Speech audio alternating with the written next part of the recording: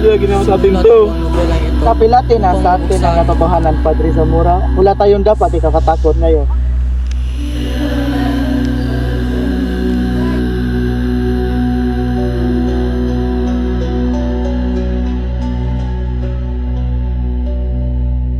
Magandang gabi mga padre. Handa na ba kayo magpunta sa inyong kamatayan?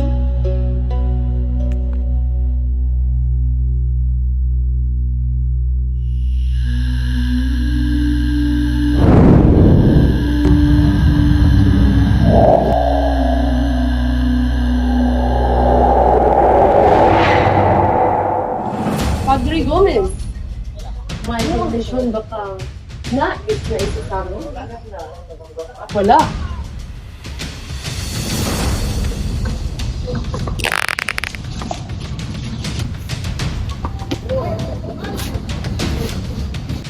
Ilang muling salita, Padre Zamora? Wala. Sige.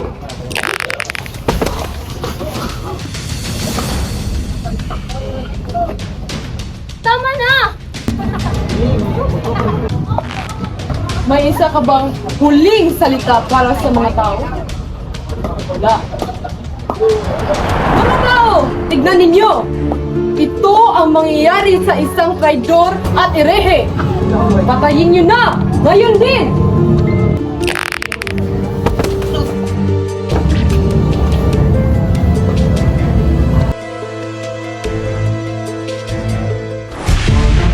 Napakasama ng lipunan. Walang pagbabago ang nangyayari. Kaya't sinulat ko ang nobelang ito upang mabuksan ang mga mata ng mga mangmang para lumaban.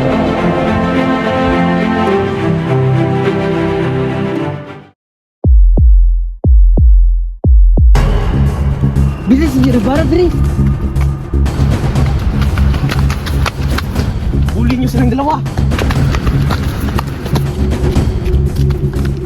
Bilis, hindi Ribara. Huli niyo! Senyor, magpalitan na ng damit. Bakit? Bilisan na, wala nang oras. Nandun si Senyor Ibarra!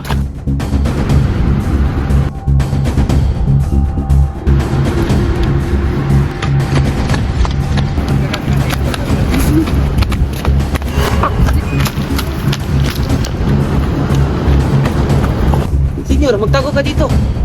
Wala nang oras, magtago ka na, bilis.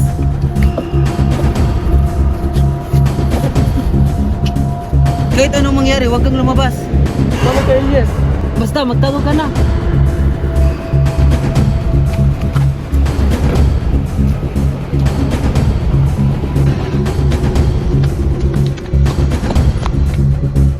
Nandun si Senyor Ibarra!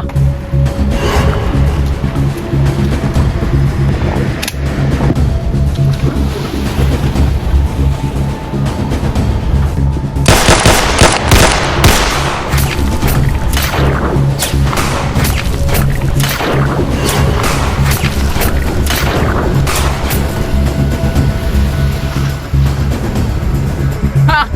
Baka akala mo hindi kami asintado, Senyor Ibarra. Buenos días a todos estudes, Doña Vitorina. Kapitan, kalahati lamang ang takbo ng makina. Bakit hindi natin bilisan?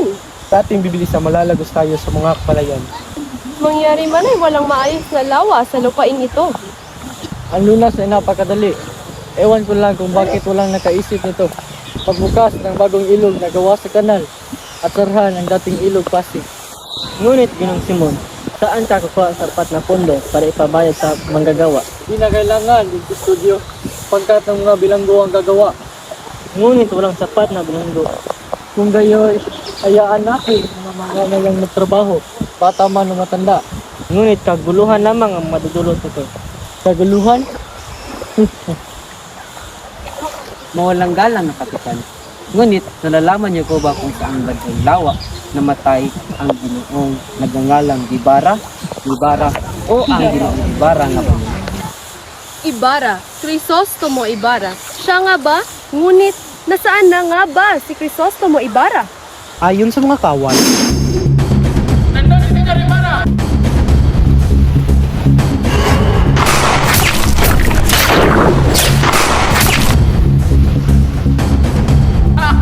Baka akala mo hindi At ngayon, 13 taon ang nakalipas. Kung gayon, Kapitan, ang kanyang bangkay ay Nakasama sa libingan ng kanyang ama. Di ba't isa rin siyang El Filibustero? yan ang tinatawag na murang paglilimbing. Tama ba, Padring Kamura? Sadyang hindi magkakaroon ng marangal na libingan mga El Filibustero.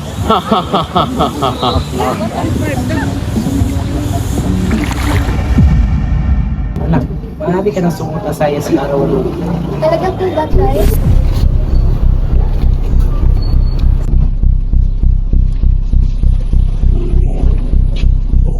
Dalis Puro, mabuti at nandito ka. Gandang gabi mga Pantod. Anong maaaring matulong ko sa iyo? Kailangan mo magbayad ng buwis, 200 piso. Sinasabi mo bang magbayad ako ng buwis sa aking lupa? Sapagkat nagkamali kayo ng pagbayad ng buwis sa 13 taon. Ngunit, ninilimusan ko ang mga pulubi para maiwasan ang kanilang mga purisyo. At ngayon, ayaw ko magbayad. Aba, magupilit na nila ako. Ito ay naiba dahil sa iyong pagkababaya. Ibig sabihin, wala kang karapatan sa inyong lupa. Dati maliit yung halagang yan, ngayon malaki na. Akin na itong lupa. Hindi! Para sa korporasyon! Lalaban ako.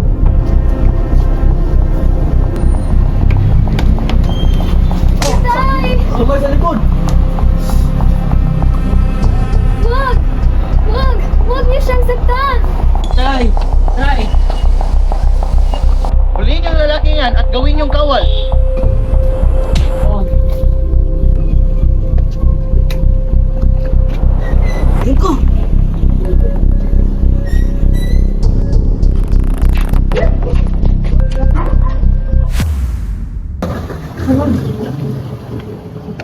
Manggaang piso ang hinihingi ng Friday o hindi mamamatay ang iyong kapatid.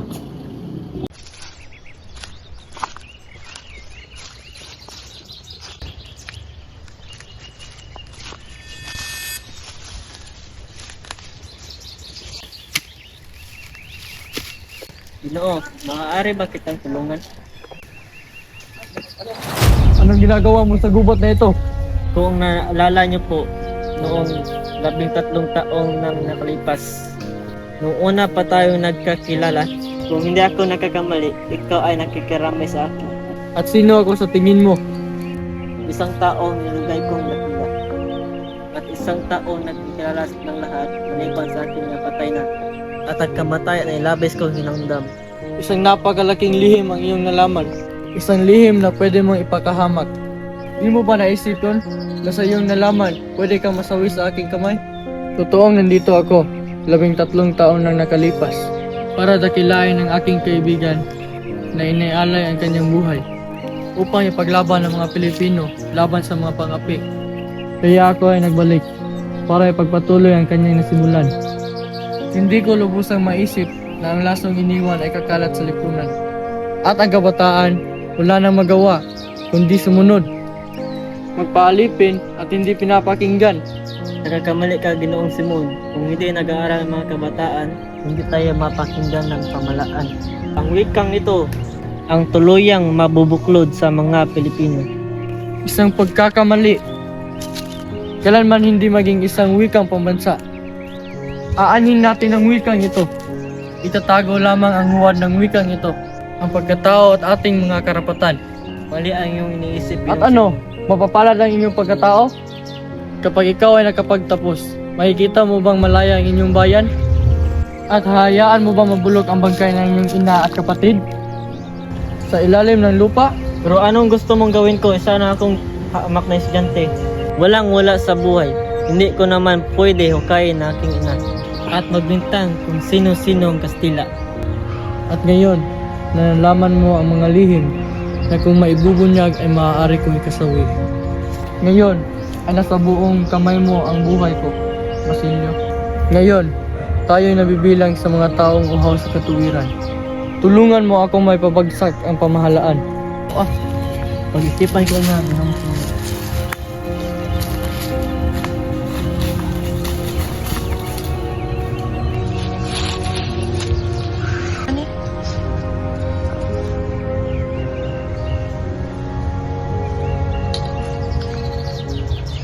Huwag niyong pahintulutan yan, Gobernador General. Ang mga binatang namumuno sa kanila ay ratikal ang pananalig. Ang isa sa mga ito ay ang estudyante ni Padre Fernandez. Si Sagani ay isang mabuting estudyante. Sa aking paningin, dapat natin pagbigyan ang mga estudyante. Ano sa paningin mo, Simon? Aalahanin mo muna, General, na ang wika ay isang makapangyarihang sandata. Pobre si estudyante.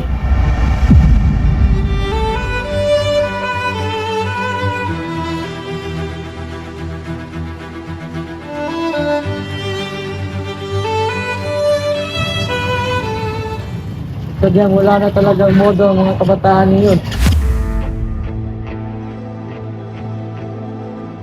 Ginoo, di ba't ikaw yung rason bakit nasira ang aming plano magtatag ng Akademyang Espanyol? Oo nga, kaya dapat niyo akong pasalamatan. Anong pasalamatan? Balat ibang dagdagan ng 4 na wika sa ating bansa, lalong hindi tayo magkaintindihan.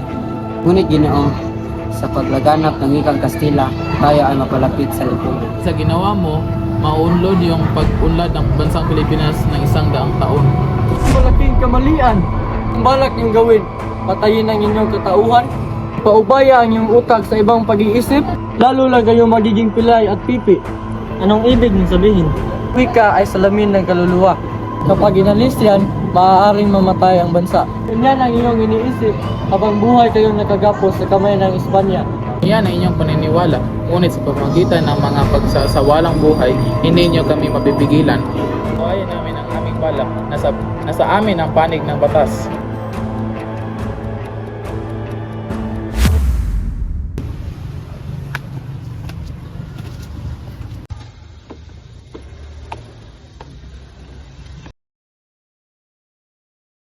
O, Ginoong Simon, Kumusta na si Kapitan Tiago? mahina niya ang kanyang pulso at wala din ganang kumain. Kumakalat ang lasa sa kanyang katawan. Ano ba ang pakay mo, Ginoong Simon? Naparito ako para sa dalawang bagay. Ang kamatayan mo o kinabukasan. Sa panig ng umaapi o sa panig ng iyong bayan. Sa panig umapi o sa panig inaapi, yan ay hindi ko alam. Magpasya ka. Kailangan mo na magdesisyon. Sa loob lamang ng 1 oras, magsisimula na ang himagsikan. At bukas, wala na ang universidad. Wala na mag-aaral at wala na maghihirap. Ngunit ang paghimagsik ay pagpapatiwakal. Ngunit ang paghihimagsik ay ang tanging pag-asa. Nasa karunungan ang pag-asa. Subalit ang karunungan namang ang siyang walang kamatayan. Pananalig sa karunungan at salitang pag-ibig sa bayan ay magkakaroon ng kahulugan.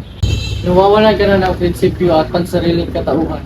Nakikita kong hindi ka Pilipino, kundi isang busabos ng Espanya. Hindi yan katotohanan. Alang-ala sa alaala ni Elias. Pamunuan mo ang hukbo. Sakupin mo ang Santa Clara. Kunin mo ang tao na ikaw lang ay nakakakilala bukod kay Kapitan Tiago. Maria Clara. Huli ka na, Don Simon, sapagkat patay na si Maria Clara. Patay? Paano nangyari to? Namatay siya nung ika-6 na hapon.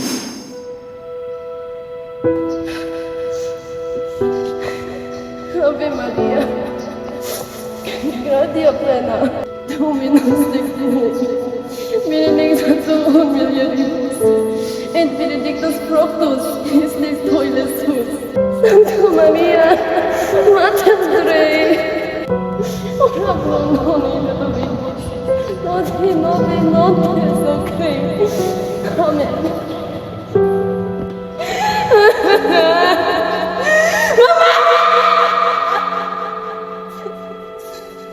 At bakit niyo ko isinilang na may kakambal na sumpa? Nagkikiusap ako sa'yo. Ako ay iyong kunin at dalhin sa iyong pinaroroonan. Kasama ang Panginoong Diyos. O aking ina. Parin niyo na ang aking pangarap.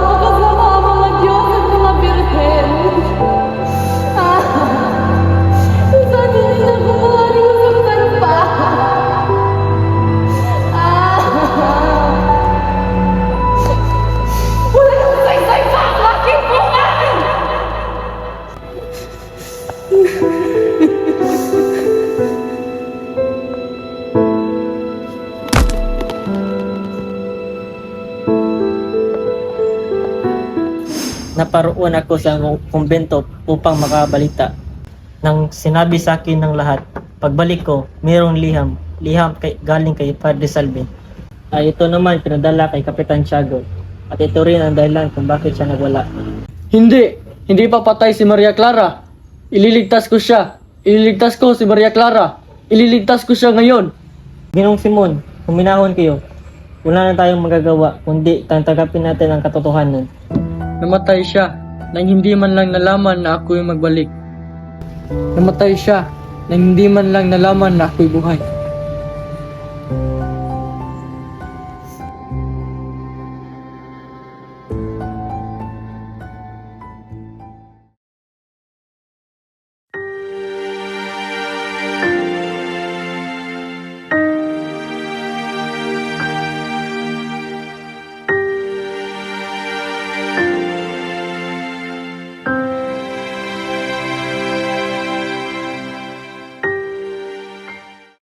Huli! Gusto mo ba talagang puntahan si Padre Camora? Sigurado ka ba dyan? Oo, maghintay ka lang dito ha. Ay, Diyos mio. Sige, mag-ingat ka ha. May nais ako na parating sa iyong mga kakarya. Ano yan, dalaga? Padre, anong ginagawa mo? Hindi ka ba't ganaan? Alay! Tulong! Tumahimik ka! Pakiusap sa friend, wag! Ako! Wag!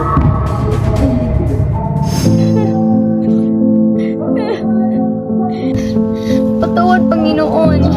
Ngunit ako ay pinagsamantalahan ng isang fraile.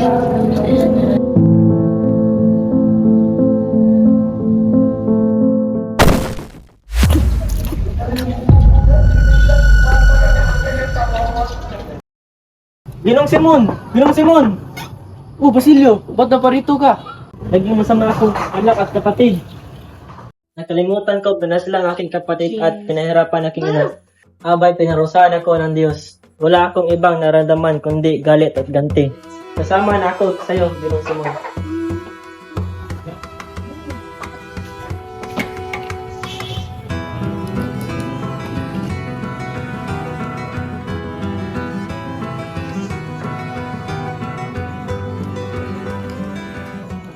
Sandali, dinamito ba yan? Oo, pero hindi lang ito basta dinamito. Naglalaman ito ng mga damdaming tinibis, mga kasawiang naiambak at mga mapangapi. Ngayong gabi, mapaparusahan ng mga makasalanan na matagal na itatago sa katotohanan. Anong iyong ibig sabihin? Sa ikalawa ay ikakasal ang anak ni Don Pelaez. Magkakaroon ng pista kinagabihan. Sa oras na iyong sinamunsya, boom! Sasabog ang bomba.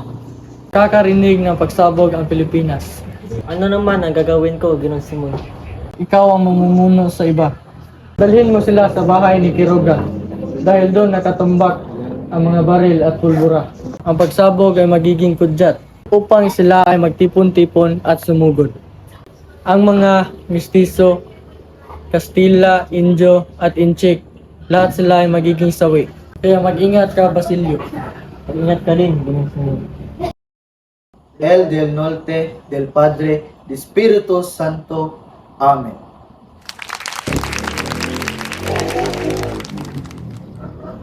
Paulita, bakit nagawa niyo sa akin to? Ginoong Simon, mabuting dumating ka. Halika, samahan mo kami sa aming hapunan. Salamat sa iyong mainit na pagtanggap. Ngunit ako hindi magtatagal pa. Ano? Hindi ako papayag na umalis ka ng maaga. Halika, samahan mo na kami sa aming hapunan. Aba, ang ganda naman ng amparang iyan. Sigurado ka ba na hindi ka makakasama sa hapunan ngayon? Pasensya na sa iyong alok. Ngunit may importante pa akong gagawin na hindi dapat ipabalibad. Sige, mauna na ako. Bueno, sige, Senior Simon, mag-ingat ka. Basilio, saan ka punta? Sige, huwag ka pumunta sa bahay ni Kapitan Santiago. Bakit? May dumunito doon. Tawarin ako ng Diyos. Uy, Sigani! Napakaganda ng lampara. Sandali, nawalan ng sindi. Huwag kang mag-alala. Madali lang ito ayusin. Sandali! Ano ito? Wale Face Pares. Juan Crisostomo Ibarra. Masamang biro yan. Ano ba kayo? Baka hindi totoo yan.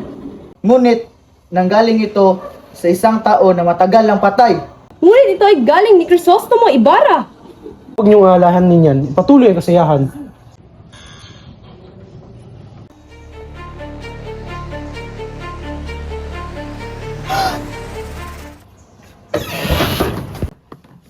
Isang gani!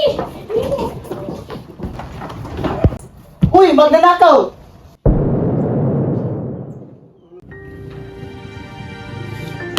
Paano nabigo ang aking plano? Sumpa ba ito ng Diyos? Tapos na ang aking misyon.